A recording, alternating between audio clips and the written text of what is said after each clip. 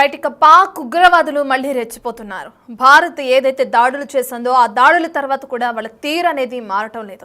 ఇప్పటికే అటు పాకిస్తాన్లో టెర్రరిస్టులు ఎవరైతే చనిపోయారో వాళ్ళందరికీ సంబంధించి పాక్ ఆర్మీ అంత్యక్రియల్లో పాల్గొనడం, వాళ్ళపైన ఆ దేశ ఫ్లాగ్ని కప్పి ఏ విధంగా అయితే అంత్యక్రియల్లో జై హింద్ చెప్తూ కూడా అంత్యక్రియలు కొనసాగించారో కూడా మనం చూసాం. అదే నిదర్శనంగా కూడా భారత్ చెప్పింది, టెర్రరిస్టులకి ఆశ్రయం కల్పిస్తుంది పాక్ అనడానికి ఇదే నిదర్శనం అని చెప్పి కూడా వీడియోస్ని విడుదల చేయడం కూడా మనం చూసాం.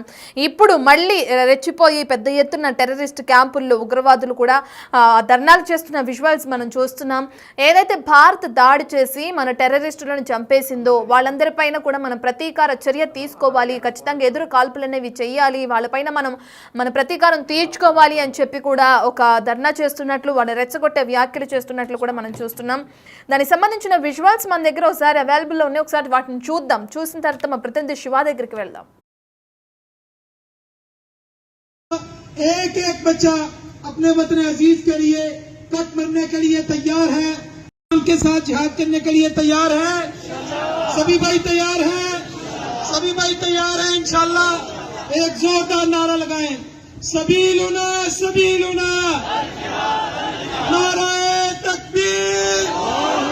फौज पाकिस्तान से रिश्ता क्या, फौज पाकिस्तान से रिश्ता क्या, पाकिस्तानी पुलिस से रिश्ता क्या। इंशाअल्लाह उल अजीज पाकिस्तान का एक एक बच्चा अपने वतन अजीज के लिए कट मरने के लिए तैयार है, और हम तो अगर दुनिया में उनके साथ जिहाद करने के लिए तैयार है। सभी भाई तैयार हैं, सभी भाई तैयार हैं। इंशाअल्लाह एक जोरदार नारा लगाएं, सभी लुना नाराए तकबीर। फौज पाकिस्तान से रिश्ता क्या, फौज पाकिस्तान से रिश्ता क्या, पाकिस्तानी पुलिस से रिश्ता क्या।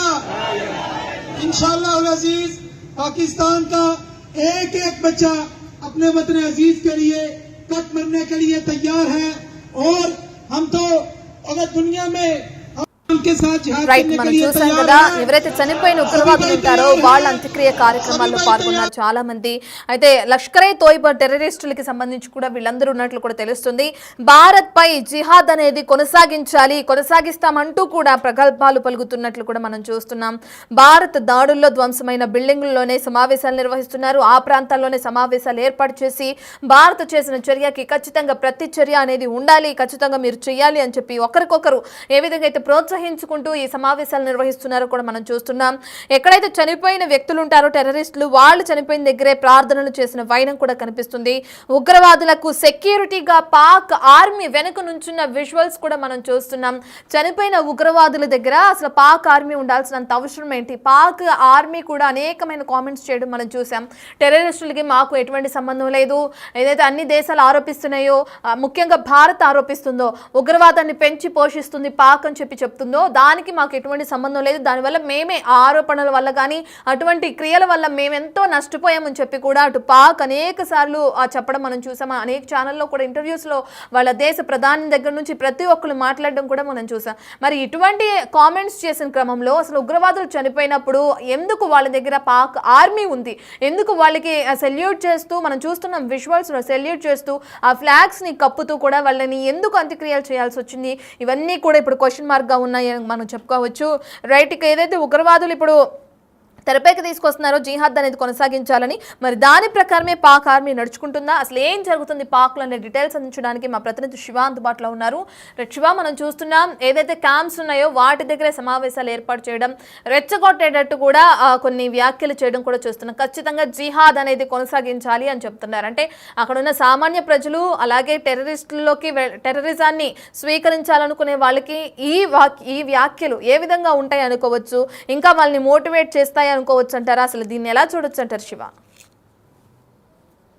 రత్న, ఉగ్రవాదుల తీరు మాత్రం మాట్లాడుతూ వాళ్ళు మళ్ళా రెచ్చిపోతున్న పరిస్థితి కనిపిస్తుంది. భారత్ దాడుల తర్వాత కూడా వారి తీరు అనేది మారడం లేదు. ఇక పెద్ద ఎత్తున టెర్రర్ కాల్పులోకి ఉగ్రవాదులు చనిపోయిన దాంట్లో ఏదైతే చనిపోయిన ఉగ్రవాదుల వద్ద వాళ్ళు అంత్యక్రియలకు కూడా పాల్గొనేందుకు కూడా వెళ్ళినారు. దానికి సంబంధించిన వీడియోస్ కూడా సోషల్ మీడియాలో వైరల్ అవుతుంది. ఎవరైతే ఉగ్రవాదులు ఉన్నారో చనిపోయిన ఉగ్రవాదుల దగ్గరికి ఇప్పుడు ఉగ్రదాడులకు పాల్పడుతున్న ఉగ్రవాదులందరూ కూడా అక్కడికి వెళ్లి వారి అంత్యక్రియల్లో పాల్గొని వారికి సంతాపం తెలపడం, వారి కుటుంబ సభ్యులను పరామర్శించడం ఇదంతా కూడా చేస్తూ ఉన్నారు. మరోవైపు ఈ ఈ లష్కర్-ఎ-తోయిబాకు సంబంధించిన టెర్రరిస్టులు బాగా అక్కడికి హాజరయ్యారు, ఎక్కువగా సంఖ్యలో అక్కడ చేరుతున్నారు.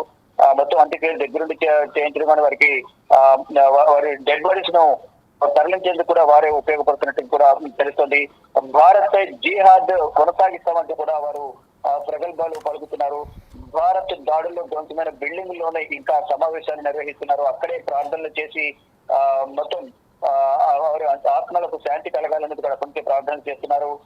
ఉగ్రవాదులకు అక్కడున్న పాకిస్తాన్ ఆర్మీ ఒకవైపు డెడ్ బాడీస్ ఉగ్రవాదులది, మరోవైపు ఉగ్రవాదులు చేసిన ప్రార్థనలు, వారికే పాక్ సైనికుడు, వారందరూ కూడా ఉగ్రవాదులకు సైన్యం ఒక సెక్యూరిటీ లాగా వారు నిర్వహిస్తున్నారు. అంటే ఎవరైనా దేశభక్తులు కానీ దేశం కోసం పోరాడిన వారు, స్వాతంత్ర సమరయోధులు లేదంటే ఏదైనా సైనికులు చనిపోతే ఎవరైనా ప్రభుత్వ లాంఛనాల ప్రకారం అక్కడ అంత్యక్రియ అనేది నిర్వహిస్తూ ఉంటారు. కానీ ఉగ్రవాదులు చనిపోయినప్పటికీ కూడా ఆ ఉగ్రవాదులకు వీరు సెక్యూరిటీ ఉన్న విధంగా కూడా అక్కడ దృశ్యాలు చూస్తుంటే వారికి అర్థమవుతుంది. అంటే ఒకవైపు డెడ్ బాడీస్ చనిపోయిన ఉగ్రవాదులు, వారి దగ్గర ప్రార్థన చేస్తున్న ప్రజెంట్ ఉగ్రవాదులు, వారి వెనక సెక్యూరిటీగా ఉన్న సైనికులు, వీరందరూ కూడా ప్రపంచం అంతా కూడా నిద్రపోతున్న పరిస్థితి కనిపిస్తుంది. అంటే ఏ విధంగా ఎంత హీనంగా పాకిస్తాన్ తయారైంది అనేది కూడా దీన్ని బట్టి అర్థమవుతుంది అనేది కూడా ప్రపంచ దేశాలు పాకిస్తాన్ విమర్శిస్తూ ఉన్నాయి.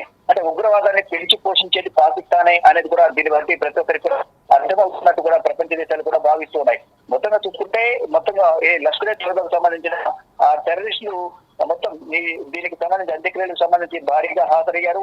దీని మరోవైపు దారిలో దొంగమైన బిల్డింగ్ లోనే మేము సమావేశాలు నిర్వహిస్తాం, అక్కడే ప్రార్థనలు చేస్తాము, జిహాద్ కోసం భారత్ పై జిహాద్ కోసం ప్రయత్నిస్తూ ఉంటాం, కొనసాగిస్తూ ఉంటామంటూ కూడా వాడు వ్యాఖ్యలు చేస్తున్నారు. ఒకవేళ అసహనంతో కూడిన అసంతృప్తితో కూడిన ఆగ్రహం అయితే భారత్ పైన వ్యక్తం చేస్తున్న పరిస్థితి కనిపిస్తుంది. ఒకవైపు భారత్ దాడులు విరుచుకుపడుతూ ఉంది. వారి దగ్గర ఉన్న ఏ యుద్ధ సామగ్రి కూడా భారత్ ను టార్గెట్ చేసి నష్టం చేసే తెలియని కూడా వారు ఉన్నారు. కానీ మళ్ళా ఇప్పుడు భారత్ కనుక దాడులు చేస్తే, మరొక రాత్రి కనుక దాడి చేస్తే మాత్రం మొత్తం పీఓకేనంతా కూడా స్వాధీనం చేసుకోవచ్చు అనేది కూడా అందరూ భావిస్తున్నారు. కానీ ఇక్కడ ప్రజెంట్ సిచ్యువేషన్ చూస్తే ఏదైతే ఉగ్రవాదులు చనిపోయారో వారు ఉగ్రవాదులు సంబంధించిన కార్యకలాపాల్లో అంత్యక్రియలో పాల్గొంటూ అక్కడే ప్రార్థనలు నిర్వహిస్తూ సమావేశాలు నిర్వహిస్తూ మొత్తం అక్కడి నుంచి మళ్ళా జిహాద్ అంటూ కూడా భారత జిహాద్ ప్రకటిస్తున్నాము, దీన్ని కొనసాగిస్తుంటాము, భారత్ వాళ్ళు చేస్తామంటూ కూడా ఆ లష్కర్-ఎ-తోయిబా ఉగ్రవాదులకు సంబంధించి కానీ మరోవైపు జైష్-ఏ-మొహమ్మద్ ఉగ్రవాదులు అందరూ కూడా కట్టకట్టుకుని భారత్ పై ప్రతీకారం తీర్చుకునే విధంగా వారు సమాలోచన చేస్తున్నట్టు కూడా తెలుస్తుంది. కానీ ఎన్ని ప్రయత్నాలు చేసినా అటు పాకిస్తాన్ సైన్యం వచ్చి దాడులు చేసినా అందరినీ కూడా ఎదుర్కొనేంత ధైర్యం అంతా కూడా భారత్ వద్ద ఉంది. త్రివిధ దళాలన్నీ కూడా సిద్ధంగా ఉన్నాయి, ఎప్పుడూ యుద్ధం వచ్చినా అడ్డుకునేందుకు సిద్ధంగా ఉన్నాయి. దానిలో భాగంగానే ముందుగా ఉగ్రవాద స్థావరాలను టార్గెట్ చేస్తున్నారు, ఉగ్రవాద స్థావరాలపై దాడులు చేస్తున్నారు. వాటిని భూస్థాపితం చేసేప్పటి వరకు 9 ఉగ్రవాద స్థావరాలపై, మిగిలిన ఉగ్రవాద స్థావరాలపై కూడా దాడులు చేసేందుకు సిద్ధంగా ఉన్నారు. దానికి ప్రణాళికలు కూడా సిద్ధం చేస్తారు. అదును చూసి దానిపై కూడా అటాక్ చేసే అవకాశం అయితే కనిపిస్తుంది. మొత్తంగా చూస్తున్న ప్రజెంట్ సిచ్యువేషన్ పై ప్రధాని నరేంద్ర మోడీ నివాసంలో ఈ సమావేశం త్రివిధ దళాధిపతులతో ప్రధాని నరేంద్ర మోడీ సమావేశమయ్యారు. ప్రజెంట్ సిచ్యువేషన్ ఏ విధంగా ఉంది, ఏం జరుగుతుంది అనే అంశాలపై త్రివిధ దళాధిపతులతోనూ జాతీయ భద్రతా సలహాదారు అజిత్ దోవల్ తో కూడా ప్రధాని నరేంద్ర మోడీ సమావేశమై ప్రజెంట్ సిచ్యువేషన్ పైన, బోర్డర్స్ లో సిచ్యువేషన్ ఏ విధంగా ఉంది, అక్కడ సీజ్ ఫైర్ కొనసాగుతుంది, ప్రజెంట్ కాల్పుల విరమణ ఒప్పందాన్ని ఉల్లంఘించి మాటిమాటికి పాకిస్తాన్ భారత్ పై కాల్పులకు కవింపులు చర్యలకు దిగుతోంది. భారత్ కూడా సమర్థవంతంగా ధీటుగా వారికి బదులిచ్చిన పరిస్థితి కనిపిస్తోంది. ఏదేమైనప్పటికీ కూడా భారత్ కు ఏదైతే విధంగా నష్టం చేకూర్చాలని పాకిస్తాన్ భావిస్తుంది. కానీ పాకిస్తాన్ ప్రయత్నాలను కూడా విఫలమవుతున్నాయి, విఫలయత్నం అవుతున్న పరిస్థితి కనిపిస్తుంది. ధీటుగా భారత్ కూడా సమాధానం ఇస్తుంది. ఇక పాకిస్తాన్ ఉగ్ర బుద్ధి మాత్రం మారని పరిస్థితి కనిపిస్తుంది. ఉగ్రవాదులు చనిపోయినప్పటికీ కూడా మళ్ళా పీటరైపోతున్న పరిస్థితి కనిపిస్తుంది. జిహాద్ ప్రకటిస్తాం, భారత్ పైన ఇది కొనసాగిస్తామంటూ కూడా వారు చెప్తూ ఉన్నారు. మొత్తం ఉగ్రవాదులకు ఆర్మీ అంతా కూడా ఒక సెక్యూరిటీ వలయంగా ఏర్పడిన దృశ్యాలు కూడా సోషల్ మీడియాలో వైరల్ అవుతున్న నేపథ్యంలో ఇటు పాకిస్తాన్ పై అందరూ ఆగ్రహం వ్యక్తం చేస్తూ ఉన్నారు. కానీ ఉగ్రవాదులు, పాకిస్తాన్ సైనికుల ముసుగులో ఉగ్రవాదులు కూడా భారత్ లోకి సరిహద్దులు వెంబడి ఉండి పొరపాటు యత్నానికి ప్రయత్నించారు. దానిలో భాగంగా 7 ఉగ్రవాదులను హతమార్చారు. ఇలా సైన్య ముసుగులోనే ఉగ్రవాదులు కూడా అటాక్ చేస్తున్నట్లుగా కూడా తెలుస్తా ఉంది.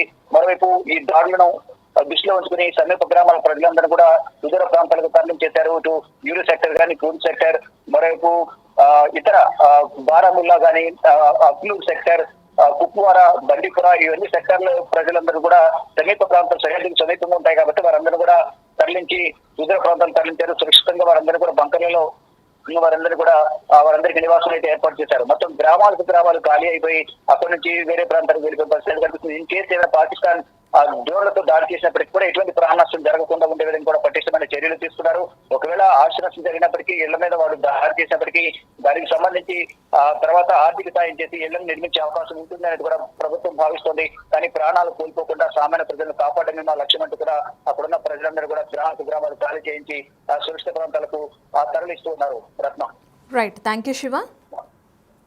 మనం చూస్తున్నాం స్క్రీన్ పైన ఏదైతే విజువల్స్లో భాగంగా అక్కడ ఉగ్రవాద స్థావరాలనే వాళ్ళు ఇదిగా చేసుకుని కొన్ని సమావేశాలు నిర్వహించడం, ఖచ్చితంగా జిహాద్ అనేది కొనసాగించాలి భారత్ పై అని చెప్పి కూడా కొన్ని కామెంట్స్ చేయడం మనం చూస్తున్నాం.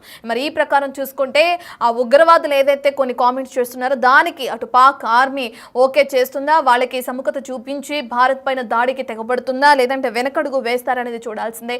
ఎప్పటి నుంచో తెలిసిన విషయం ఏంటంటే టెర్రరిస్టులు ఒకటే రెచ్చగొట్టే వ్యాఖ్యలు చేయడం, అక్కడున్న వాళ్ళ మైండ్ని చేంజ్ చేసి టెర్రరిజంలోకి దింపి ఖచ్చితంగా దాడులకు అనేది తెగబడాలి, ఒక మనిషి ఖచ్చితంగా ఇంతమందిని చంపాలనే టార్గెట్ పెట్టుకోవటం, ఆ విధంగానే వాళ్ళ బ్రెయిన్ వాష్ చేయడం అనేది తెలిసిన విషయం. ఇంకా అందులో భాగంగానే సమావేశాలు కొనసాగుతున్నాయి.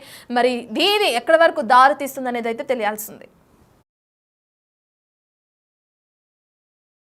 एक जोरदार नारा लगाएं, उनके साथ जिहाद करने के लिए तैयार है, सभी भाई तैयार हैं, सभी भाई तैयार हैं इंशाल्लाह। एक जोरदार नारा लगाएं, सभी लुना नाराए तकबीर। फौज पाकिस्तान से रिश्ता क्या, फौज पाकिस्तान से रिश्ता क्या, पाकिस्तानी पुलिस से रिश्ता क्या। इंशाल्लाह उल अजीज पाकिस्तान का एक बच्चा अपने वतन अजीज के लिए कट मरने के लिए तैयार है। और हम तो अगर दुनिया में